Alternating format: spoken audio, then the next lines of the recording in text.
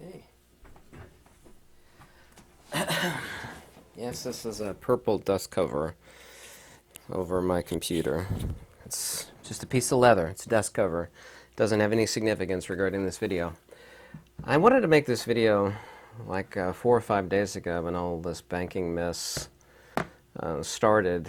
I knew ultimately that it would require at least 4+ days of this thing playing itself out to this point on Friday for me to be able to gather all the information and talk to a lot of people. And I did talk to a lot of people because I don't pretend to be any kind of expert. I mean, I know a lot more than the average guy does about some of the paper pushing that's going on behind the scenes on this. And anybody that says there's an expert on this, they know exactly what's going on, is obviously a liar. And that is including many people that are tweeting about this that are genuine billionaires. I mean, not like on paper, but genuine billionaires, because nobody knows. If they were, then their voice and the stuff that they tweet out or whatnot would be considered scripture, and everybody would invest their money in it. There certainly are a handful of a few people that do know what's going on.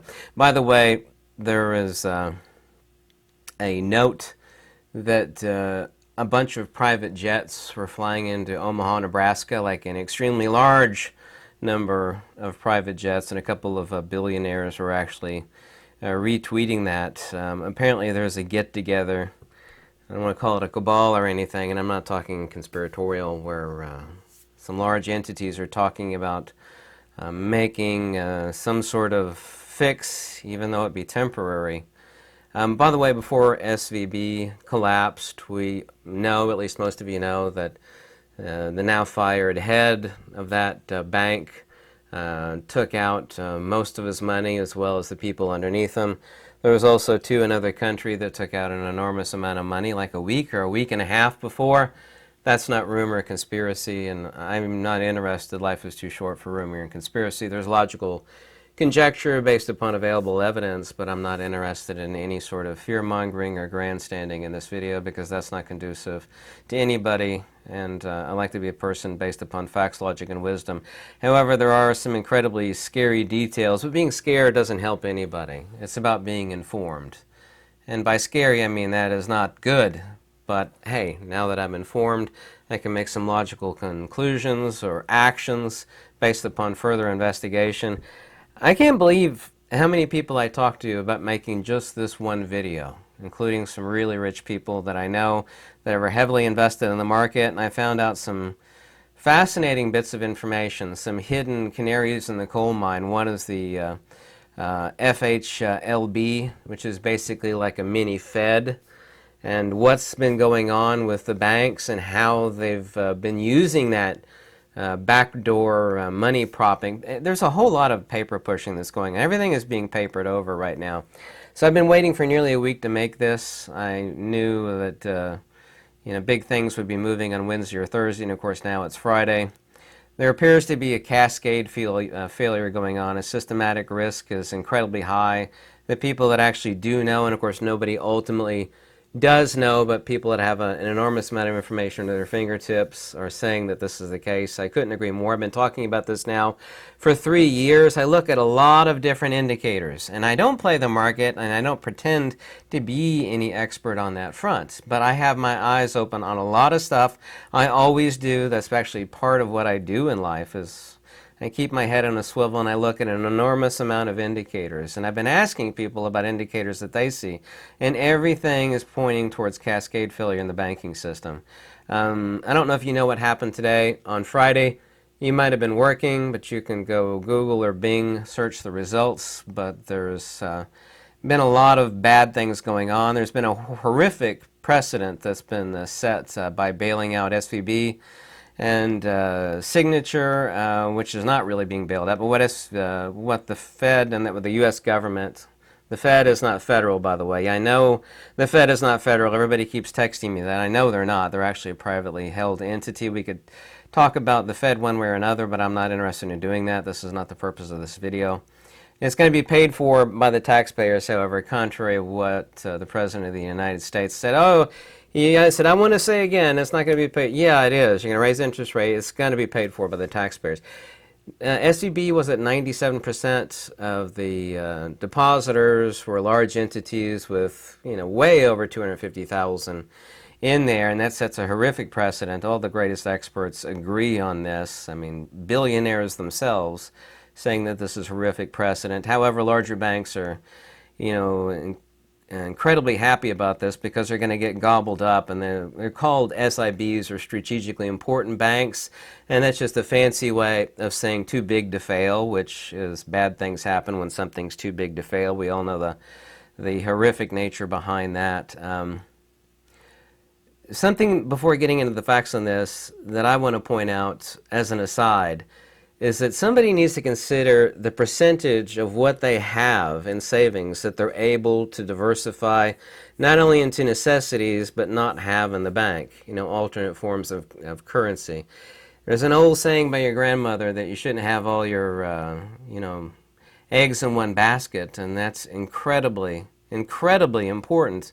But having money that is fiat currency, that's simple paper, if the government decides to turn off the spigot on paper overnight, or nearly overnight, you can have all the money in your own private vault in your basement that you want, but it's not going to do any good. So people need to not only have asset diversification in place, and this is undeniable by whoever you are listening to this video, you need to have asset diversification in place, but also, too, that money needs to be diversified, whatever it is you're willing to risk, because nobody's going to get out of this life alive, obviously so, but what percentage are you willing to put into absolute necessities, medical supplies, necessities for survival, both you and your family, whether that's medicine and daily use item need things, non-perishable items such as, like, say, Mountain House meals, for example. And no, I have no connection to Mountain House.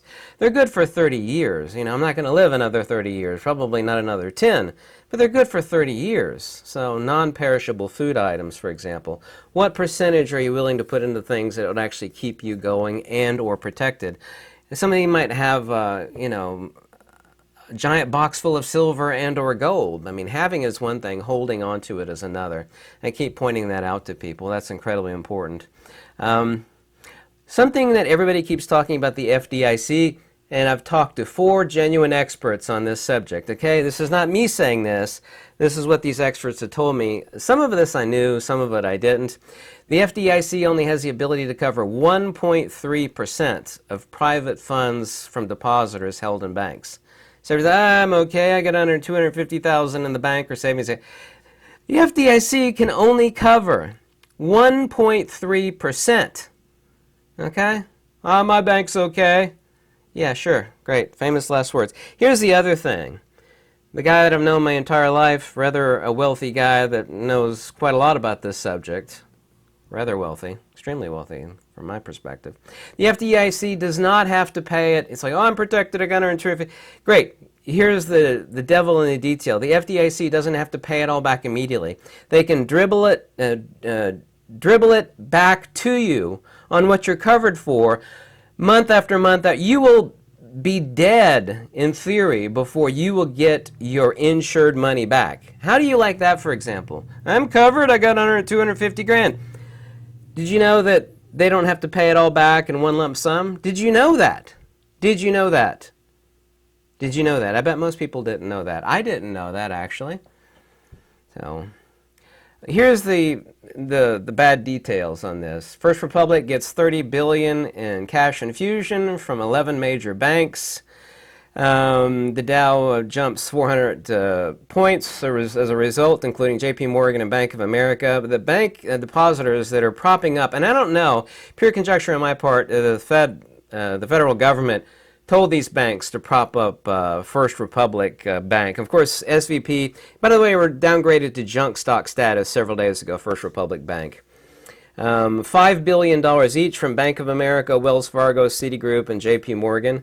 All of this is going by plan. They're actually trying to take all these smaller banks and squeeze them into 4 or 5 major banks.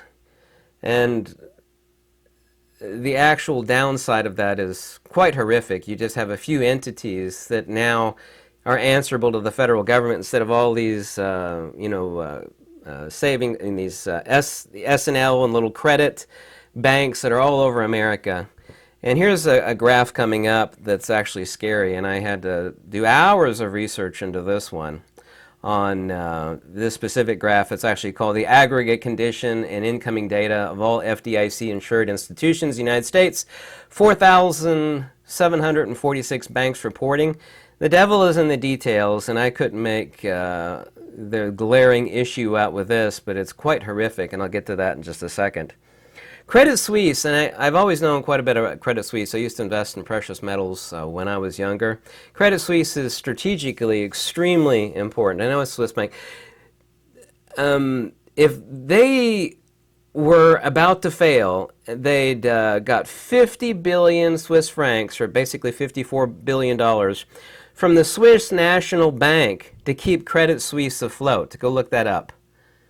If Credit Suisse had failed, with my limited knowledge on the banking system, which, I will fully admit how limited it is, I've known for decades that if, for example, Credit Suisse were to fail, it would literally be the giant red flag on the top of the hill showing that the poop is about to or has started to hit the fan. I knew decades ago if that happened. And the only thing apparently that kept it from happening is that the Schweiz, that's, meaning Switzerland, 50 billion Swiss francs was pumped into it to keep it afloat from failing. And what is it trading at currently, Credit Suisse? Like $1.84 a share? I'm sure it's changed from when I made this video, but probably not much. All the experts agree, and I mean genuine experts, and of course nobody's right all the time, and nobody can predict the future, okay? So you can say, well, I don't believe it. That's fine, okay? The banks are insolvent. They're floating on a mountain of paper that they created, and there's evidence for this, and I'll get to this very, very quickly here. 4,746 banks reporting FDIC insured, which means nothing really. Their total equity capital and total loans and leases means that they're only $100 billion above sinking from bankruptcy. And I'll get to that in a second. I'll show you this graph, and you can look up that graph on any internet browser. I'm sure it's all over the internet. It'll take you a while to figure the numbers out. It took me hours actually listening to several experts explain the numbers, and one of the really weird things that's on the list that makes it look like they're quite solvent, but they're really actually extremely insolvent. Everything is being papered over. By the way, did you know that Senator Mark Kelly actually wanted to? There are many members, his fellow folk, that heard him ask for the suppression of free speech. Mark Kelly, the Senator Mark Kelly, wanted to suppress people from blabbing anywhere on media about runs on the bank. He wanted to stop people. It's a little bit of a violation of the First Amendment there. Go look that up, by the way. This is from an expert. Banking effectively has two tiers. Tier 1 is the too big to fail, or SIBs, strategically important banks like JP Morgan Chase, Wells Fargo, Bank of America. Tier 2 are all the other banks. When a Tier 1 bank, you're a depositor, whereas this is supposition as far as the position of this expert, and many others agree with this. With the Tier 2 bank, you're an unsecured creditor. A lot of people apparently come to the same conclusion. They don't like the idea of being an unsecured creditor when their life savings and their critical company working capital, is technically hanging in a noose, and they didn't know it was hanging in a noose. Secretary Yellen, I have a strong opinion about this person, but I'm not going to say it in this video for sake of modicum of professionalism to say what I think about this person. The fact that she couldn't answer many, many blatant, obvious, simplex questions. It's not that she didn't want to answer, she literally didn't know. Has been pushing the strategically important banks, i.e. the Big Four, the Big Five, to recycle some of the deposits that they receive from First Republic Bank back into First Republic Bank for 120 days. They're papering things over. In other words, the ship has sprung a huge leak, and they want to paper over it to figure out how they could repair it to keep it from sinking temporarily. The result is that First Republic Bank default risk is now being spread over to larger banks, and that is a huge, huge concern. The really big thing in this video, and I beg you to look up the graph, okay, and I'm getting to it quickly as I can here, is just a second, is that on the strategically, the aggregate condition of income data for all FDIC-insured institutions of 4,746 banks, there's been a 133% increase in FHLB advances. This is kind of like the backdoor Fed or the secret Fed. One genius expert on looking at all these banks' spreadsheets, he basically calls it if someone is an alcoholic, meaning a bank, you know, their desire to loan out money, they don't want it to be known. They don't take money from the Fed, so they don't go to a bar so that everybody would see, hey, this person's an alcoholic. They're always at the bar. The bar would be the Fed, is that they're going to the little corner liquor store to get their fix. And it's kind of a brilliant analogy he makes. And that little corner liquor store is the FHLB. The FHLB, they're getting these government-issued bonds to prop them up. There's been a 133% increase in this. FHLB offers a variety of credit products known as advances to meet short and long-term liquidity needs for their members. In other words, all these banks are sinking, or most of them are sinking, and to get a temporary patch. And he told me how the papering works. They'd actually sell the homes in the evening after bank is closed, and they buy them back the next morning. And there's some sort of really, really brilliant paperwork scheme that the banks are using to make themselves look stable when in fact they're, you know, leaking like a sieve. They're a sinking ship. It's really scary, actually. Not scary that anybody should be scared, but they're this insolvent. And apparently it's growing and it's becoming blatantly more obvious. As to whether we can agree with this is by plan or not, I'll let you conjecture on that, of course. This is low visibility borrowing that's just underneath the Fed, the FHLB. You want to go look up what FHLB is. I do a Google search on this. So a stone is falling out of the very, very weak dam, and they're patching it right now with Signature and Silicon Valley Bank and Credit Suisse. Credit Suisse, like I said, I mean, I've known for decades that if Credit Suisse failed, then it would signal the poop has hit the fan. And the only reason they didn't fail is because all these entities know how strategically important they are. And they pumped in $54 billion equivalent into Credit Suisse to keep it afloat. Here's several experts are agreeing on this statement. This is not my statement. The U.S. banking system is deeply, deeply bankrupt. Panic borrowing by the banks is in full swing. Here's the other information. This is a prediction of information from somewhere on the inside that the Bank of America is going to buy Signature Bank on Monday. Unless and until we can protect uninsured deposits, the cost of capital going forward to rise for smaller banks pushing to merge or be acquired by strategically important banks. This is really bad for America. A bunch of genuine experts are agreeing on this. It is the aggregate condition of income data, and one of the things they're actually hiding this in their assets is in something that's not an asset at all. It's called goodwill and other intangibles, which is showing at $425 billion. Yeah, but 133% increase. These banks are trying to stay solvent for whatever period of time by using this, you know, complex paperwork trick of using FHLB instead of the Fed directly.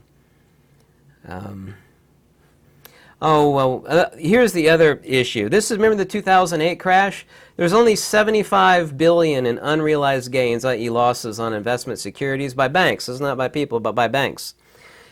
It was only $75 billion in losses, 2008. The big crash? Guess what's going on at the very end of 2022? The very end of 2022. It's right near 700 billion of losses. Here's the big crash of 2008 right here, and way over here, infinitely far below that, is the unrealized losses, unrealized gains, the actual losses of these banks, and the fact that they're papering over all their losses. They're pulling paperwork tricks, basically. I was talking with my buddy up in Chicago earlier today, and I don't want to say he's scared poopless, but he is scared poopless. We were talking about this for a long time, and I said, I wanted to make this video days and days and days ago, and this whole SVP stuff. Who cares about SVP? Silicon Valley Bank. Who cares? Yeah? Who cares? I mean, it's a big deal. But what it did is it brought everybody's attention. Everything on these banks, or not everything, but a lot of these things are interlinked to a degree that I can't go into, nor do I have the wherewithal to actually comment on how interlinked they are. But as soon as this happened, all the other dominoes started to fall. So SVP is not that significant. It's like flicking a domino, and it's connected to all these other dominoes, as a simplex analogy. You have First Republic. Did you see what happened as far as the worries? Some of these people that are always so upbeat and positive today, Friday, about what's going on. It's really, really bad. And I'm not trying to scare anybody. I never make a video wanting anybody to be scared. I want them to be aware and to make moves. Everything in life, as far as diversification, is important. Don't have all your eggs in one basket. And money is just paper. Technically, it's cotton, right? But what percentage of that can you use to put into something that will protect you and or your family? Be it, nobody should be buying gold right now. A horrific price. Silver is an incredibly great price. Silver, non-perishable food, things to keep you safe, things to protect the silver. I'll let you guess what that is. But I didn't know it was this bad. So these banks, 133% increase, and the person that I trust the most intelligent one that everybody else is agreeing with, has said that the U.S. banking system is deeply, deeply bankrupt, and panic borrowing by these banks is in full swing, using FHLB advances as their funding source. Credit Suisse would have failed if they hadn't gotten injected. Credit Suisse is on life support. The poop would have hit the fan if it wasn't for the government to step in. The same thing is happening. I don't know if the U.S. government is forcing Bank of America, Wells Fargo, Citigroup, and J.P. Morgan to inject $5 billion each to keep First Republic. Signature, pooey, gone, essentially. Yeah, I don't know what's going to happen to it from this point on. I don't know. SVB, I don't know who's going to buy it, but all of a sudden an enormous amount of corporate jets flew into North Dakota. I don't have the location on this. Anyway, I'll have to shorten this video up a little bit. Yeah, Fargo, isn't it? Fargo, North Dakota? It is Fargo, North Dakota, isn't it? I don't have that screen grab in front of me. Sorry. They noticed all these corporate bigwigs flew in for a meeting. I'll let you conjecture what it is they're talking about. They have more information than you and me and many of the experts I've talked to, but apparently they know the poop is going to hit the fan very, very soon, and they're trying to patch the countless holes, the Swiss cheese of the ship of the banking system that is a ship that is about ready to sink hard. Citibank, Credit Suisse, kept afloat by the government. First Republic, SVB, Signature. A lot of dominoes are falling. I didn't know it was this bad. I knew it was bad. I've been telling people for years to do asset diversification. Apparently I was right. If you ever want to contact me, my information is below in the description of every video. I read every comment, so tell me what you think. If you have any insights that I didn't mention in this, I can't mention everything in one video, but I read every comment. Tell me what you think.